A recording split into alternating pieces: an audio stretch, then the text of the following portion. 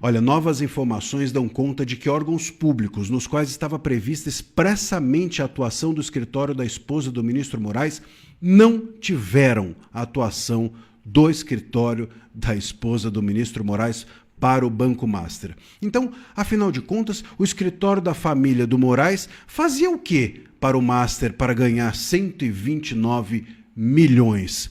Eu vou te dar todos os detalhes disso e te mostrar como o cerco está se fechando cada vez mais em relação a esse contrato pornográfico, para dizer o mínimo. Muito bem, esse contrato, primeira coisa, o contrato da esposa, do escritório da esposa do ministro Moraes e filhos dele, dão conta de que a atuação seria na Receita Federal, no Banco Central, no CAD, na Polícia Federal, na Fazenda, enfim, uma série de lugares. E como a esposa do ministro Moraes, como os seus filhos, como os advogados do escritório não vêm a público explicar do que afinal se tratava esses 129 milhões para eles atuarem, 3,6 milhões por mês, como eles não explicam a razão desse contrato, que não faz sentido dentro do mercado jurídico, ninguém ganha um troço desse, ninguém ganha um volume desse, é um contrato, repito, pornográfico, do ponto de vista de valores, não existe isso no mercado, como ninguém explica, e como o sigilo máximo, o sigilo master,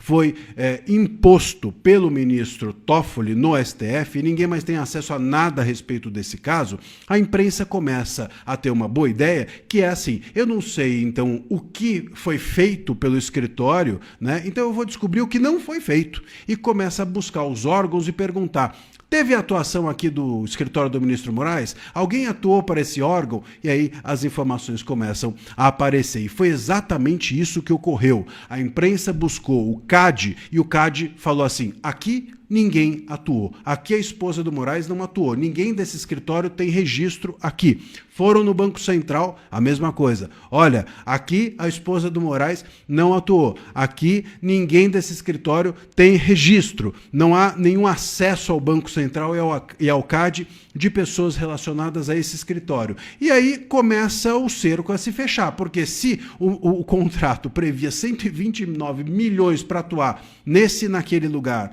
naquele outro e naquele outro, e esses lugares não têm atuação, então para que servia, afinal, esse valor? Até agora, o único lugar onde está registrada uma atuação do escritório da esposa do ministro Moraes é numa ação de calúnia que foi feita pelo Vorcar, o dono do Banco Master, contra uma pessoa, e ele perdeu nas duas instâncias. E aí o processo agora está aguardando subir para onde? Para o Supremo Tribunal Federal.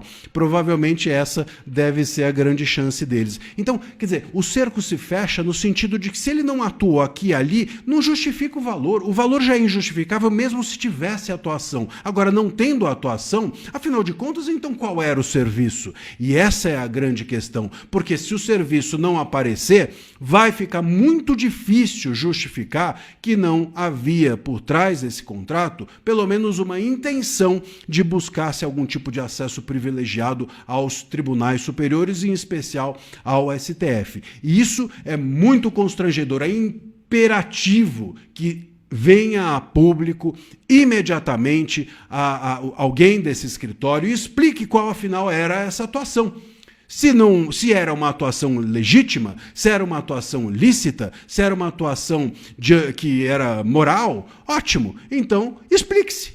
Porque se ninguém explicar e ninguém investigar, e a gente sabe que nenhuma dessas duas coisas vão acontecer, a imprensa vai começar a descobrir onde eles não atuavam. E se eles não atuavam em lugar nenhum, ficará claro que havia um interesse ou algum tipo de atuação nesse sentido de dar-se privilégio ao Master, aos tribunais superiores, aos ministros, e isso é muito constrangedor. Se a imprensa for fazer esse papel, é bom que o escritório apareça imediatamente e se explique, se é que é possível explicar alguma coisa.